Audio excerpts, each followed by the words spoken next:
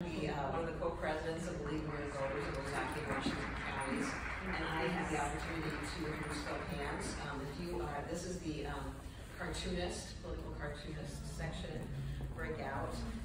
I started to mention earlier that a couple years ago, whenever COVID, when we were in the throes of COVID, our local league had a Zoom meeting with Phil, which was really quite entertaining, quite educational as well too. So Phil began drawing cartoons for the State Journal as an intern in 2004. So he's a young guy, and joined their staff in 2013. In addition to his work at the State Journal, Phil creates cartoons and illustrations distributed across 77 daily newspapers in the Lee Enterprises newspaper group. So he's not just local. Phil's won several state and national awards for his work and was the 2012 recipient of the Society of Professional Journalists Sigma Delta Chi Award for Editorial Cartooning. Born in Syracuse, New York, he grew up in the Detroit area before moving to Wisconsin. In 2005, he lives in Madison with his wife and 2 children. Take it away, Phil. Oh, hi!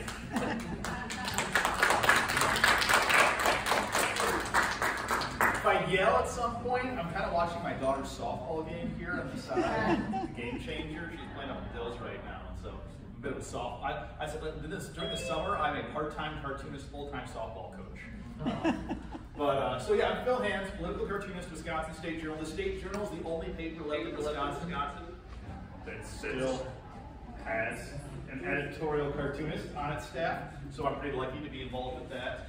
And like I said, my cartoons are distributed across the country. All of Lee Enterprises runs my cartoons, and I'm also syndicated through Tribune Content Agency, which means I get hate mail from all over America. So I draw a lot of cartoons about this guy. We all know who this guy is. Sleepy Joe Biden, right? Except my cartoons look more like this. So have some fun with the caricature. Sometimes I make them look cool, you know, like that. Those awesome sunglasses. I have my same hair. Joe stole the idea from me. I also draw a lot of cartoons about this guy. I do a lot of local cartoons about Wisconsin. Everyone knows who this guy is. Good old Tony Evers. Aw shucks. Except for my cartoons, you look more like this.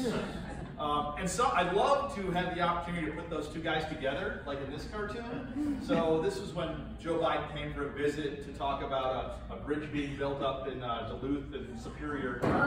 And Tony Evers says, "Golly, we just love having you here in Wisconsin, Mr. President." And Joe Biden says, "And I love to compare to you. I love energetic, exciting, and cool." Tony Evers is not those things. And then one of the little fun things I put in all of my cartoons with Tony Evers is he has this coffee mug, which has a little fish with a halo on it, because he likes to say, "Holy mackerel." So that's a patented Phil Hands. I'm going to start making those coffee mugs. And it's like something I've done for all of the governors of Wisconsin. I've drawn Jim Doyle, Scott Walker, and Tony Evers. Like, here's a Scott Walker cartoon. He had this coffee mug that said "Walker this way" in all the cartoons. This was, I can't remember exactly the issue was, but they were changing tenure rules at UW, and Scott Walker says, "Have you ever considered getting your welding certificate?" He was obsessed with welders. So, and then of course I draw a lot of cartoons about this guy. You've seen this guy before. He's a former reality TV star, kind of a huckster, former president, convicted felon. So, except for my cartoons, he's going to look more like this. Now, there's 3 key components to any good political cartoon. The first thing is you want to have compelling artwork. So my cartoons appear on the opinion page of the Wisconsin State Journal. It's kind of a boring page. There's an editorial, there's maybe a column, there's some letters to the editor, but there's not like a lot of artwork or photographs on that page. So my cartoon is like the one thing that's going to grab your attention. So I want to have artwork that's fun to look at, compelling, engaging. The second thing is I like to be funny. Have some humor. Not every cartoon is funny. Like, I've done some cartoons about Gaza that are not funny at all. But a lot of times, if you're making somebody laugh and smile, you're more likely to like break through that barrier. So maybe you can convince them a little bit more of your perspective, maybe change their mind. And the most important thing about any cartoon is that it has to have a strong opinion attached to it. There's this misconception that what I do as a cartoonist is, oh, you just draw funny pictures about the news, and that's not what I do at all. Sometimes I just draw funny pictures about the news, but I like to consider myself like a columnist for a newspaper, you know, and it's my point to get my point across, except instead of using 1,000 words that no one's going to read, I draw one picture that makes people like laugh and enjoy it, and they understand how I feel about an issue at the end of the day. So like here's an engaging image of Donald Trump getting his hair done. And this is, I'm imagining someplace in Congress, and people say, I get the feeling he's trying to hide something. And there's Mike Johnson styling his big, beautiful bill over his trillions in debt. So that's sort of a compelling image. A lot of cartoons about Trump recently. I do a lot of cartoons about Ron Johnson. He's my favorite senator to draw. Ron Johnson wades into more conspiracy theories. Come on in, the water's fine. He's holding hearings about 9/11 being an inside job. He just loves, he hasn't found a theory he hasn't loved yet. I still like to do lots of local cartoons about Tony Evers. Every year he tries to legalize marijuana in the budget, and every year the Republicans stop him. So I imagine the police stop. Sir, we found this in your state budget. Dude, you guys need to loosen up. I just love thinking of Tony Evers as a hippie, you know. This is a preview. This is the future today. This is tomorrow's cartoon for the State Journal. They say that the budget talks broke down between Tony Evers and the state legislature. And so budget talks break down at the negotiating table, and we have a $4 billion surplus with the state government, and our government can't figure out how to spend our money, you know, and so that's why it's breaking down. And Tony Evers saying this shouldn't be so difficult. You can see the coffee mug with the fish on it again. It's just fun, you know. But I like this cartoon because we saw a lot of stories about the budget talks breaking down, but I didn't see the stories saying like, hey, the real issue here is that like we have all this money to spend, and so I'm trying to inform readers about an extended topic and maybe give them a little more nuance and perspective on an issue. I do a lot of local stuff about Madison too. This is something about Madison you guys wouldn't understand if you're not from there, but they were fighting over an ice arena between the old mayor and the new mayor. And it's just a funny image of the two facing off, and they hate each other, the old mayor and new mayor. Paul Soglin was mayor of Madison, like perpetually, currently out of power and doesn't like it.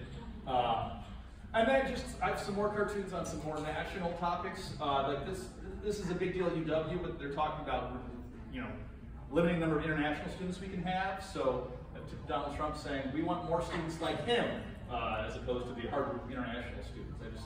I don't understand the issue with international students that this administration has. It doesn't make any sense to me. And then I like this. I thought this was a really powerful cartoon. Remember, only one of these men is a convicted felon, Garcia and Trump. And Trump's been convicted. Garcia has never been convicted of anything. Although he's back. Did you hear that? Yeah. He's back for prosecution. Yay! I mean, I remember editing some letters to the editor, because that was one of my other jobs at the State Journal, is I edit letters to the all the people that send letters, I get them, I pick out which ones run, I edit them for content. And there was a letter writer who said, what are we going to do? We're going to bring this guy back and then just deport him again? Like, yeah, that's what if he did something deportable, you have to give him due process. It's amazing how people can give up all of their values and principles to like hate Trump. And then another cartoon about Trump. You don't need so many dolls, and you don't need so many planes. And I love drawing this little girl. My daughter is much older than this nowadays, but that's kind of what she looked like when she was 4. And this is definitely her stuffed panda, Pandy, that has been on every trip we've ever been on. Pandy's been to London and Paris and to Alaska last summer. Yeah, Pandy is a member of the family. And this is, sorry, your policy doesn't cover acts of Trump, terrorists destroying the family farms. I just love the artwork on this. It's just, I don't often like to tell myself, wow, that's a really good drawing, but I just love the way that you can really feel the tornadoes sucking up the entire family farm. Like, it's really, really fun to draw. The cows were a nice touch. What's that? The cows? Cows and the tornado. Cows and the tornado, yeah. It's very Wizard of Ozzy, right? Yeah. You know, now we know that Joe Biden is too old to serve out the second term of president. So we have dumped on Joe Biden is too old to be president. Meanwhile, Donald Trump is too dishonest, authoritarian, and cruel to be president. So there's my opinion about that. I did get one letter writer complain to me that I didn't need to draw the first panel. How dare I suggest that Joe Biden was too old? Sorry. It's Madison. And one of the things I did that's really fun at the State Journal is I draw this weekly comic strip called Mendota March, and it's my own characters that I created. And sometimes it's silly and sometimes it's serious. This first one's very silly. It's got my character Oscar the Fox, kind of looks like Indiana Jones, and it says, our intrepid explorer hacks his way through the dense undergrowth. Deep in this impenetrable jungle lies a mysterious artifact that is essential to completing his quest. After no mow made, your yard is a mess, Oscar. You should really get out your lawnmower. I know, I'm trying to find it. one's more serious. I thought this one made a really good point. That's why I included it. I did this right after the election. I can't believe Donald Trump won the election. Yeah, I can't believe so many Americans didn't care about his felony convictions, his sexual assault allegations, lies, impeachments, and his lack of respect for democracy.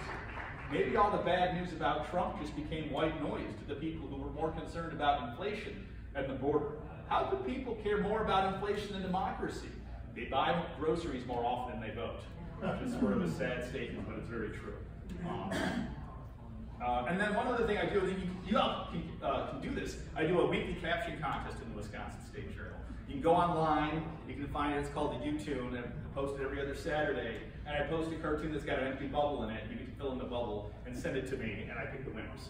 And if you win, you get a signed copy of the cartoon, which is kind of a fun thing. And we usually have like 60 to 100 people enter. It's a very fun thing, people love it. So, always looking for new people. But now I'm going to just run through some of the cartoons I had done during the election this last year, which wasn't my favorite time of year, but it started off with this one. This was Trump vs. Biden 2, older, angrier, and unfit, coming soon. Why do they keep making sequels that nobody wants? And this is one of those cartoons that's a national cartoon, but I always like to throw like a Brewers hat in there if I can, just to show people this is from Wisconsin. The most important issue of this election?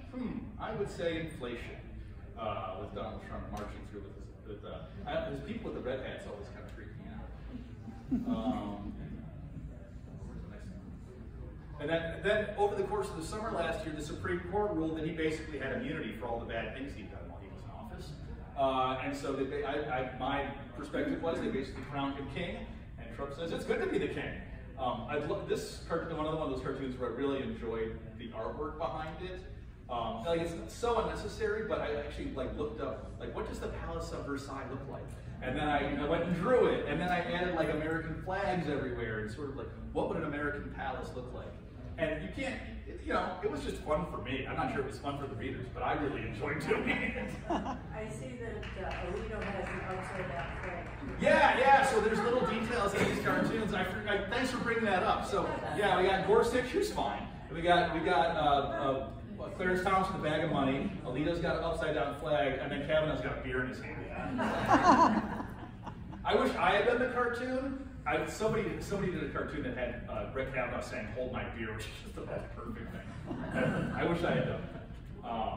And then, we're in these times where I feel like our country's in a constitutional crisis, and I keep looking back to the founding fathers and what were they thinking. And so I have Ben Franklin, who's my favorite founding father. I did the logo for the Civics games that he was just talking about. The logo is the Ben Franklin with the cheese head on it, which I thought was fun. But maybe we should consider restrictions on age or criminal convictions to serve as president. And James Madison says, who would vote for a crook or a feeble old geezer? Well, that was an option. And then this was my reaction to Joe Biden's debate, and the Democrats' reaction. Democrats reacted to Joe Biden's debate performance. Yes, I did this cartoon the day after the debate was on a Thursday, and I did this cartoon in about half hour Friday morning. It was just my visceral how I felt about it. But the artwork's nice.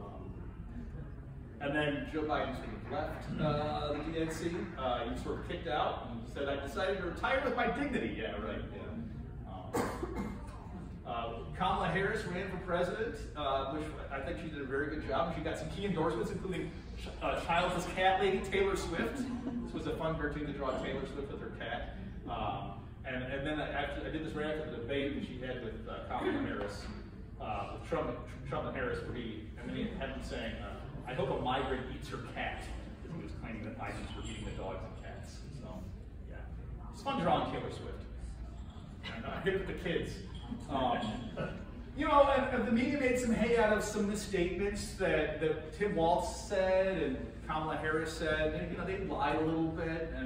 And so I had this cartoon of, we haven't beat on crowd size, but we can't compete with his nose size. And, their lies were so insignificant to all the things that Trump was saying. Like, the election was stolen and there was massive voter fraud. I still can't believe Trump was able to get away with saying nobody died on January 6th. Because, one of his most loyal supporters died on January 6th and was killed by an officer. It's like, nobody died. Nobody died. I can't believe people let him get away with that. But he did, he did with anything. I was critical of Harris in some cases, so this is a cartoon. I've never seen a candidate run with such energy and passion. Do you think the press will ever catch up to her?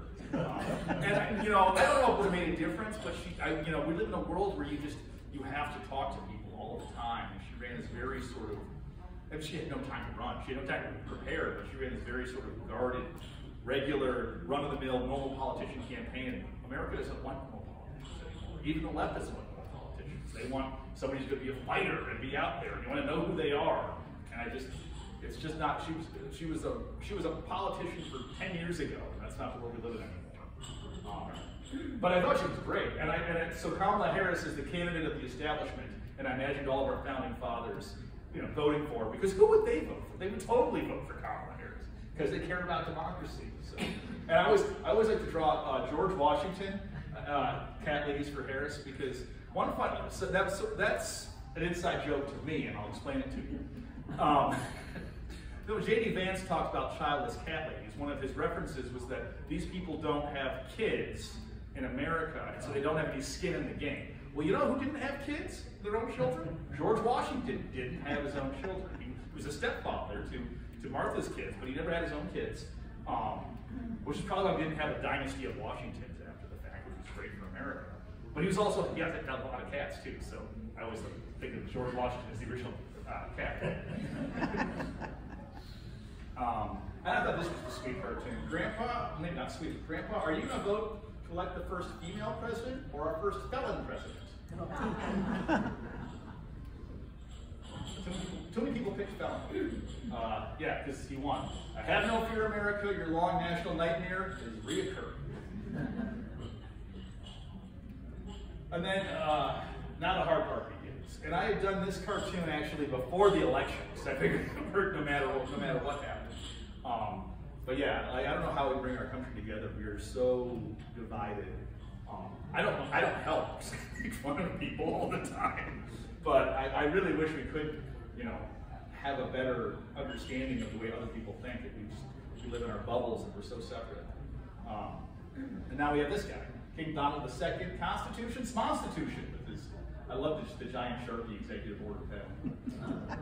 I did about 4 cartoons as Trump as a king. With the tiny hands, yes. I always draw the tiny hands on Trump just because he's sensitive about it. You know the history of the tiny hands with Marco Rubio? I can tell it real quick. Okay. So when Marco Rubio, who is now the Secretary of State, thank you. He ran against Trump in 2015 in the primary. And at one point, Trump calls everyone names, and Marco said, "Have you ever met Trump? He was trying to up Trump, just saying he had small hands. He had to say about men with small hands." Trump was very offended by that. And then in the debate stage, like the next day, was like, "I don't have small hands, they're huge hands. No, I get no complaints from the ladies." Like, oh my God, the president, this guy is talking about his prowess on a debate stage. Anyway. So, this is, I just like, he's such a child. You're not the boss of the U.S. Constitution. Yeah. This is just another fun, I think his tariff plan is a disaster. People love my plans for tariffs. Look at my poll numbers. Sir, that's the projected rate of inflation. Oh, you seeing that? Meanwhile, in Greenland, that's it. I'm moving to Canada. Another DEI hire, drunk, egotistical, and incompetent, Pete Hegseth. He has been pretty bad, too. Immigrant labor, we are utterly reliant on them. See, bad puns work all the time in Wisconsin. And then, Trump's border czar has made threats that he was going to arrest Tony Evers for not complying, because Tony Evers had told basically state workers, if ICE comes to your office, follow the law. You don't have to listen to them, and make sure they talk to your supervisor first. So I just imagine this nice water post. Wanted for telling state workers to follow the law if ICE shows up. Warning, suspect may be armed with euchre deck and should be considered extremely civil. And there's that muggy guy too. And then this is Beware of Doge. We'll see how long that holds. I love this, the image on this one too. You can see the judges holding down the chain to keep Doge shut up. And then I like doing these cartoons where the visual perspectives help tell the story. So You can, so we got Musk here with his act saying we've got to get the budget under control, and 1% of the budget goes to USAID, 5% of civil servants, and he's ignoring all these giant parts of the budget that are really are major portions of our debt, like military spending, Social Security, and healthcare. That's where all the money is. You're not going to get anything by going after USAID. But I like. How long does it take you to think that up? I mean, is that something you work on for a week? I mean, that's a lot of. Oh no, this is contributing factors. Well, there's a little bit of research that gets involved. So I'll have an idea, and I'll say Trump. My idea sort of goes like, what's Musk even doing? He's going after these little piddling organizations that don't even factor in at all. And they're like, okay, well, how much of the federal budget is spent on employees? It's about 5%, which is actually pretty low compared to other developed nations. And USAID is less than 1%. And you can figure out the numbers, and you're like, okay, now I can put this all in one image that people can see and see this whole story without doing all the research, because the numbers are right, because I did the research. And then just an interesting visual. So this maybe thinking up this idea maybe took, 20 minutes. Really? Because I mean, it's way more engaging than a pie chart. It is. It is better than a pie. Yes. I should fill hands better than a pie chart. And actually, this is my pie chart segment, because I do this a lot in cartoons. So this is another one from this last week with Ron Johnson saying his opposition to the big beautiful bill says this is completely irresponsible. He needs a much bigger axe for the benefit cuts, because it's the tax cuts that are weighing them down into the debt. So that one took a little bit of time to figure out how that was all going to work together. But yeah, another fun image to draw. And then this is actually my favorite one for comparisons, because I did the research on this. But this is our debt. This is our snowballing debt. And this cartoon's a little bit out of date. But I kind of looked it up and like, wow, the debt has gone up so much in just my lifetime. So in 2001, Bush raised our debt to 5.7 trillion. What a quaint number. 25 years ago. After the Great Recession, Obama saved the country by spending some money, and our debt was, 11.1 trillion. In 2017, Trump's tax cuts, which is in his first administration, was at 20.5 trillion. So like when he was, the debt is almost twice as high as it was when he was first president. And then Biden with COVID relief is now 31 trillion. So it gives you just a visual of how high this has gotten with the numbers attached to it, which I don't think enough people are talking about this, because it is, I love social services and I'm all for, taking care of people, but this is an issue, how high this debt is going so fast. And my kids, who are very smart, will have to figure it out, because my generation has no interest in solving this. When Ronald Reagan ran in 1980, he was outraged at Jimmy Carter's $79 billion deficit. Yeah. And then he put it up. What did he put it to? Reagan, I think, is one of the highest percentages of debt over any president. Yeah. Not as high as FDR. FDR is number one, but that was a different era. Yeah. No, it was also World War II. World War II, Great Depression. He did a couple of things. Yeah. But there's my sort of take on civics in general. Speaking of the civics games that was going on next door, and this is from a couple of years ago, but this was sort of my son, who's now, he's no longer this adorable, he's 16. He's not cute at all. He's got a driver's license and a girlfriend I've never seen. I miss him, he's great. He's very funny, he's just a smart kid. Then Congress writes the laws, the president signs the laws, and the Supreme Court interprets the laws. Now, Congress does nothing. The president signs the executive order, and the Supreme Court rules 5-4. Now it's 6-3. But that's basically how civics has turned in our country. And here's the negotiating table between Trump and Zelensky, or between Putin and Zelensky, and that's how I imagined it. And Trump says, that meanie Zelensky never should have started it. Yeah. At least Trump's coming around on how bad Putin is. That's been nice to see. And this was a cartoon that was actually suggested by a reader. I don't usually take reader suggestions for cartoons, but this one I thought was really solid, and I liked the idea a lot, so I went with it. And so she said you should compare the strongman Putin to the Zelensky, who is actually just a strong man, which I thought was just a great image. And then if we go to the next one, this is a fun video. You can actually see me, how I draw this. There we go. but I still draw very old school, so like pencil and paper.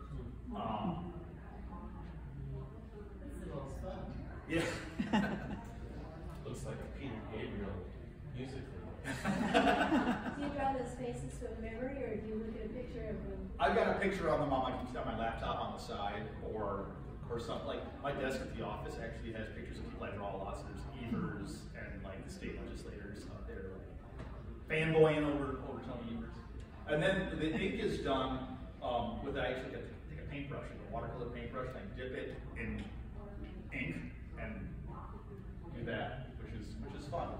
Is pen and ink your favorite? It is, yeah, it is. You can see the joy. And I do a lot of work digitally nowadays, like the color's all done digitally, but the pen and ink really is my favorite thing to do. I love coming home from a day of work with my hands ink stained, you know, like it's a very cool feeling. Let's go to the next slide. There I am, yes. And so I put together like a couple of slides. I was really very proud of myself. I AI'd myself the other day, and I sort of asked, is Phil Hands a good cartoonist? And of course he said, yes, he's a great cartoonist. But they said, Phil Hands does lots of topics, especially, national politics, local politics. One of the high topics was voter access and integrity of elections. So I was like, oh, I'm very proud of him. I do a lot of cartoons about that. That's the thing this organization cares so much about. And so I have a couple of cartoons about what I've done about voting and the safety and security of elections. So I did this one, I think a week before this last election with Uncle Sam. And I can't remember if that was a cartoon or illustration. Anyway, it was pretty banal, but come on.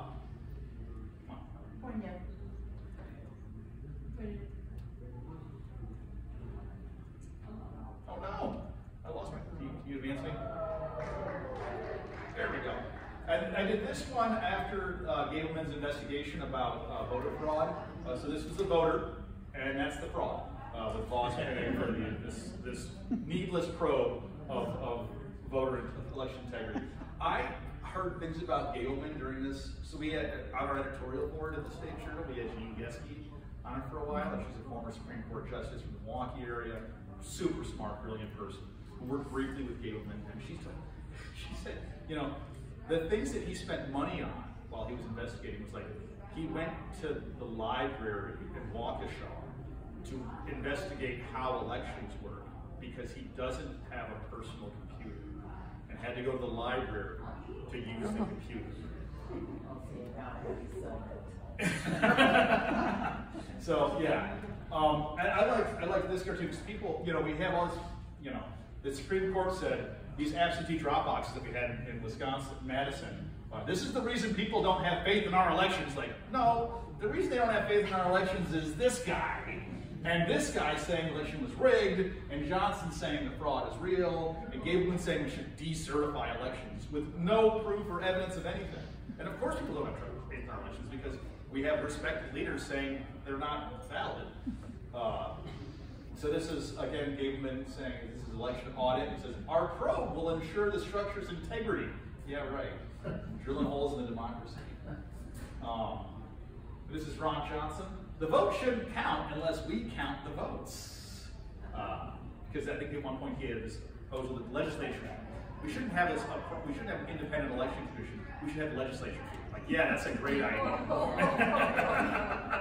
That's a great idea. You're not doing anything else. Heads I win, tails it's rigged. And then I always think it's so silly that people focus so much on these early primary states. So this is the primary states of America. We have Iowa and New Hampshire, and then there's also the Dakotas, mountains, potatoes, legal pot, gambling, tech, Hollywood, hot, cowboys, Cajuns, the South, peaches, grapefruit, South Carolina, the other Carolina, cornfields, Wisconsin, cars, out of touch politicians in DC. That's my map, primary states of America. And I like to just get people fired up about elections sometimes. So for young people, this is this year's hottest fall fashion. I voted. And the best part is it never goes out of style. And then I did this one. Thank you for your service to the poll workers, to the veterans. I think that was poignant. I did this one after the 2022 midterms that went so smoothly, and the veterans saying, hooray, the democracy we fought to protect is still intact, great. Vote runs smoothly. That was really, remember that in 2022, like we weren't sure people were going to accept election results. Like we were pretty sure that, was it Tim Michaels, who was always driving around in a truck, might like question whether he won the election. Crazy times. And then this is, I think, really important. I should put this cartoon out more often. Like, I did this cartoon for like a nonpartisan primary in February when nobody votes. So your vote 2016, little tiny vote, and a giant ballot. And your vote today is this giant. It has so much impact on. And I've only skipped one February primary because it was really cold and I didn't like any of the candidates. But other than that, I voted in all of them. And because often in February you had those Supreme Court races, is what they are.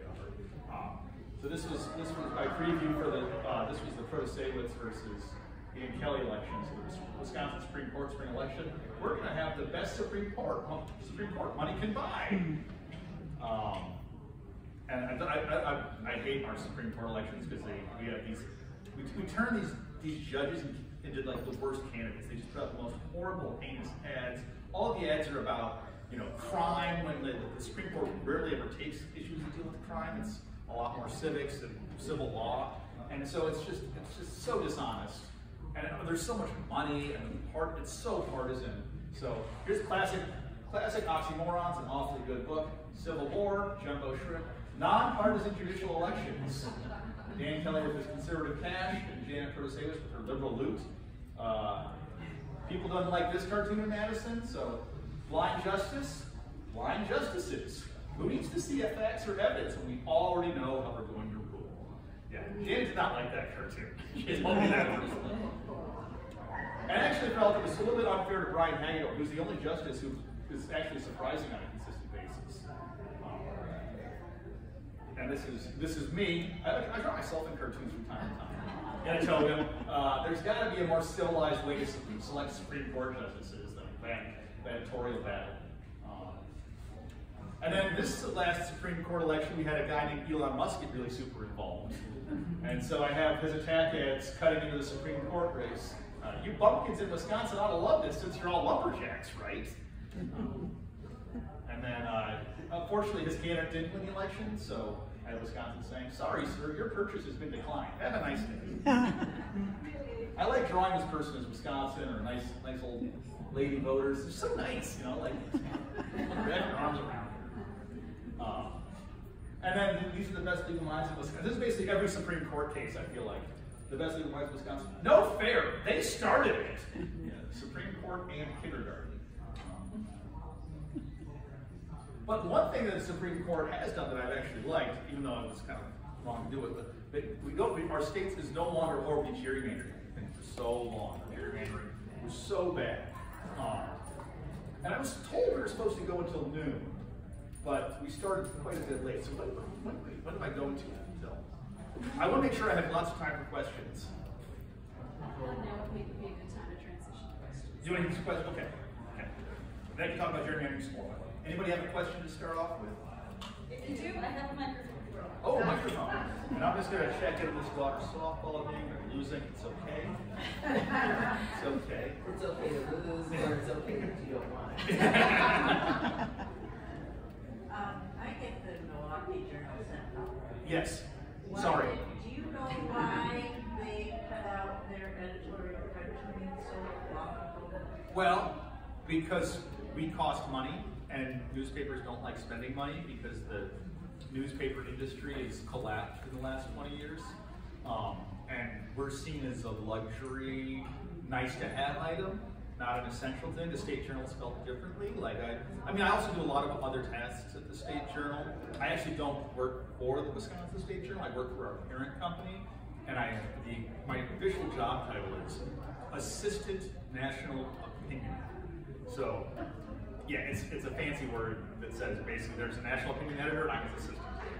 And I feel like he's but we create content for all 77 papers in the company, which makes me more valuable to the company. But yeah, most papers, when I started drawing cartoons in the early 2000s, it was already not a great time to become a cartoonist.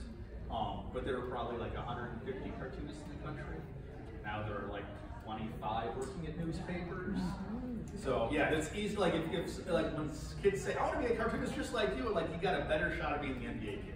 Sorry, you know, like there's fewer political cartoonists at newspapers than there are NBA superstars. So I'm like the LeBron James of cartooning. Any other questions? Yeah, go ahead. Is there any place at the library where we could go and look at these if we wanted to send them to a friend or something? I mean, if they're back issues of the State Journal, if any place that has back issues of the State Journal, I don't have a book. I need to have a book. I've been at the State Journal now for 20 years. I could have done a 20th anniversary book, and I didn't. And I'm regretting that. Maybe I'll do a 20, 30 anniversary book or something like that. Or a website so we can have. Yeah, website. Yeah, Madison.com has got all the cartoons on. My Facebook page, which is Facebook.Phil. If you look up Phil Hans cartoons on Facebook, has all of them. I think Instagram, Twitter, all the social medias. There's like that. And then, but if you go to Madison.com and look for Phil Hans, I'm all over the place there. So Madison.com is the State Journal's website. Yeah, they've got a lot of cartoons there. And if you find one of my cartoons, when you find one of my cartoons, I usually put a gallery of like the last year of cartoons on there. So that's where you can find a lot of back ones, and then you can send them to whoever you want. I love what you do, and I support journalism, and I understand you need to get to eat. I get that. Yeah. The League of Women Voters doesn't have a lot of money, but a lot of our programming is represented by your cartoons. You're on Facebook, you're at Madison.com. Yeah. If we wanted to use one of your cartoons that makes the point of a program that we are promoting, or a newsletter that's sort of a picture that represents what we're talking about, how much money is that going to cost us? They would notice. I mean, just ask me. So you're going to I like you guys, you're going to give us your email and we can ask you? Yeah, it's not, my email's not a secret. It's phans@madison.com. Write it down. Yeah. Excellent. Yeah. It's yeah. So basically, I would say. So you want me to speak really loud now? You need the microphone for me. I could hear you. I know. But basically, I massively interrupted my process. But anyway, I would say if we really wanted to use something that you have done, and it's something that we're going to get out there, which is an advantage for you, especially for our future book, you know? Well, let me tell you, I know artists who know how to make money off of their art. Yeah. But I would say that we could do that and just let people know that we have your permission to do it, so that others don't say, oh, that's okay to do whatever. Yeah, the best thing is that it says Phil Hans from the Wisconsin State Journal, and then there's a link, if it's a digital product, a link to the original website where it appears, because my paper likes to get the clicks. So that's the best way to do it. And always ask me ahead of time. I like finding my stuff out there randomly, especially when it's been used wrong or manipulated, which has happened before. Some Canadian politician used one of my cartoons on Twitter and like changed the wording of it. It was weird. See, I'm big on that sort of thing because Yes. I'm from a family of artists. Okay, you understand. And yes, and we understand how to make money off of the art. And so my concern is for you as an artist. Yeah. Thank you. I appreciate that. I really don't know much about cartooning, but how many discards do you draw before?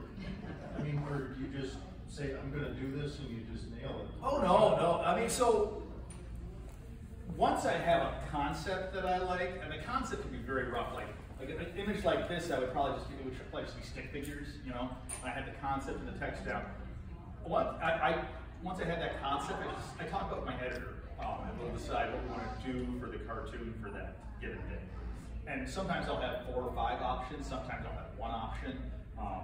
And if he doesn't like the 1 option, maybe I'll go back to the drawing board and look at stuff. But once I actually have the concept coming down, I almost never restart it. It's like it's just at that point. You know, I've been doing this for 30 years now, and you get anything you do for 30 years, you get better at. And so when I was first starting out, I would throw stuff away all the time. But nowadays, you know, once I have a concept of what I'm going to draw, I draw it out, and that's what it is.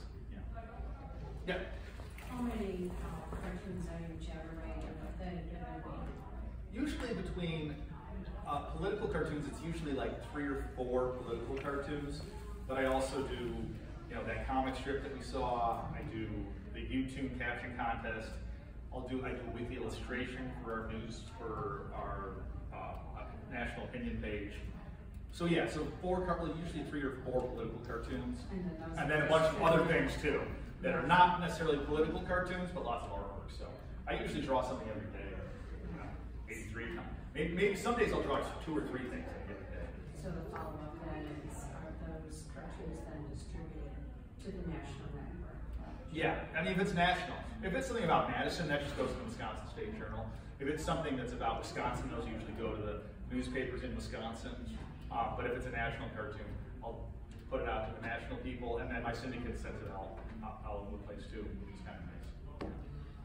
Yeah, that's one of the things I was wondering, is it automatic that everything you draw goes out to the whole group, or? Yes, yeah, to Lee Enterprises, yes. To the Enterprises, and you said Lee Enterprises? Yeah, is the name of the company. And is the La Crosse Tribune? The Cross Tribune is part of that, yep. Okay, but I think we're a 3-day a week, yep. Yeah, and I think it's a Claire, La Crosse, and Winona, Quincy. Yeah, I think so. Winona, yeah, it's out there. Chippewa Falls might be a weekly nowadays, I'm not sure. Do those local newspapers have the option not to choose to publish your work, or if it comes to them, that's like, they just... No, they can make decisions about whether to publish my content or not, yeah. So the local editor is making some decision on what he wants to publish. Yeah. So some days my boss and I, the National Opinion page, will put out a completed editorial page that you can use if you want or not use if you want. But it's got a cartoon. Sometimes it's my cartoon. Sometimes it's somebody else's cartoon. And then it's got a national editorial and then a couple of columns on it. We send that out to every paper in Lee, and they can choose whether to run that or not. Oftentimes they'll run that page and then take something out and add local letters to the editor. Sometimes if I'm doing something, because I'm technically the editor of several small weekly papers in Wisconsin nowadays, so sometimes I'll put in my local cartoons to those papers using it during the national page. So yeah, there's some flexibility. Yeah. Does that answer the question? So to see some of your work more regularly, because I don't think I see your work a whole lot. Come across, yeah. So to see it more regularly, it would be the Wisconsin Journal. Yeah, Madison. Yeah. Madison.com is the name of the website where you can see it consistently. Yeah. Thank you. Here's a question over here. Oh yeah. Ann? Yeah, you can go first. Okay. So I'll age myself a little bit. Do it all the time. So my world philosophy or world view was formed in my young years by The Clash and Doonesbury. Mm-hmm. What about you? Oh, my inspiration is Calvin and Hobbes. It's pretty simple. Oh, yeah. So that's sort of the reason I got into the whole cartooning. I remember distinctly. I was 15 years old and I was reading a Calvin and Hobbes book. I believe it was Homicidal Cycle Jungle Cats was the book, and I looked at a cartoon and I was like, wait a minute, this is this guy's job, you know? And he's like rich and famous, and like, wow, that'd be a fun way to make a lot of money, become a cartoonist. Well, and it looks super easy. I'll tell you what, it's not easy. You don't make a ton of money doing it, but it is really fun. I mean, like, so it's been a joy. So Calvin Hobbes is the reason I got it. And then once I learned more about, I was really into comic strips, like drawing. I wanted to draw a comic strip. That's why I draw my own comic strip nowadays. But I really wanted to have like a Calvin Hobbes style comic strip. But the local newspaper where I lived in Grosse Pointe, Michigan, had just, their cartoonist had just moved up a bigger newspaper. They were a weekly paper and they paid $25 a week for a cartoon. And I was 16 years old. I was like, can I do it? And they said, sure. And I started drawing political cartoons about things going on in Grosse Pointe. And it really kind of, I got bit by that bug of being excited about it. Because it was all local issues. It was all like, what's going on in the Grosse Pointe City Council? You know, and I would go to city council meetings as like a 17-year-old kid with my sketchbook. And these grown men were scared of me because I was going to draw cartoons of them. And I was like, what power? How exciting is this? And so that really that's my journey from loving Calvin and Hobbes. And then once I became a cartoonist, a political cartoonist, I really got into Jim Boardman's a really big influence of mine. Does the comic strip exist nowadays? But he was a great political cartoonist back in the day. Herb Block is an amazing influence of mine. I love Herb Block's work. And another big influence of mine was actually the local cartoonist at the Detroit News, who kind of took me under his wing and showed me around Draper Hill, who I liked him, nobody else in America liked. I go to conventions, I met his daughter, he died several years ago, I met his daughter at a convention, and I said, I really like your dad. She's like, no one ever says that about my dad. Because he was a bit of an alcoholic and kind of a jerk, but I liked him. But yeah, so those are a lot of my influence. I got really into the whole political cartoon after that. So yeah. What was your question? Well, you answered it. Oh, sorry. No, but I have another one. So I like your hat, by the way. Thank you. I have the honor of wearing it. I did not make it, but it's a water protector hat. So very fascinating, and obviously you're so excited about the work you do. You've also adapted incredibly well to the current situation with journalism, and I wonder how some of those more conservative communities where your paper is published deal with what appears to be a more, what we would consider liberal or progressive observation of the political situation? Yeah, I would never call myself a liberal or progressive. I take progressive points of view sometimes, but I don't like those terms. I consider my political ideology is European conservative, which is which doesn't mean a whole lot to anybody. But you're calling it like it is. It feels very real. Yeah, I mean, the problem is that a lot of people. Here's my biggest problem: is how do I break through to people who aren't reading the media, who aren't consuming my content? And they hate me. I mean, like on Facebook, my stuff gets shared around, and people don't like it, and they get very angry at the lies I tell. Speaking the truth, we have our bifurcated social media world where we can all just find the media we like. It's just so bad for everybody. We're stuck in our media bubbles. We never break out of them. We don't understand how people. There are good people who have very different values and I actually feel kind of sorry for a lot of them. But like, I believe that there are really good people who have different viewpoints than mine. And I don't think a lot of people believe that, which is really sad. Because I've got family members who, really good people. They have the wrong political position on a lot of issues. Anything else? We have time for one more question, and then Phil, are you ready to lead in our song portion? Sure. No. Sugar Magnolia by the Grateful Dead. Ready? I guess we'll do a question then. Any other questions? It was probably stemmed by the enrollment from a process question. Just wondering, once your cartoons come out there, do they tend to get less play in areas that may be more politically leaning one direction or another? I don't know. I actually don't know the answer to that question. I mean, people see them. I know it makes some people angry, which is good, I like making people angry. But yeah, I don't know. I just don't know what kind of uptake it gets in some of the more conservative rural areas of the state. I don't know how much access they have to legitimate media sources, that are like a local newspaper. I don't know how much access they have to that.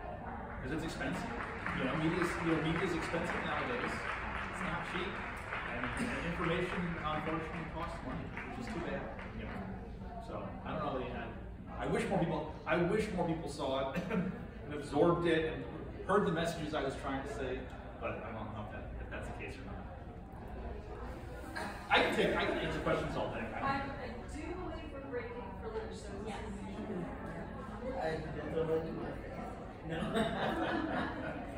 No, I was going to say kudos to you And we moved here from Michigan as well. Oh, yeah. And the reason I asked about Kennedy and all that is that my husband's favorite. Oh, really? And as an artist, he was brought here by Journal Center. Oh, really? But he converted, and he converted all of his artistic talents and went with tech combined, and he became an Emmy Award-winning television producer. Really? Cool. Yeah. That's So, awesome. just in case. I'm not as young as I look.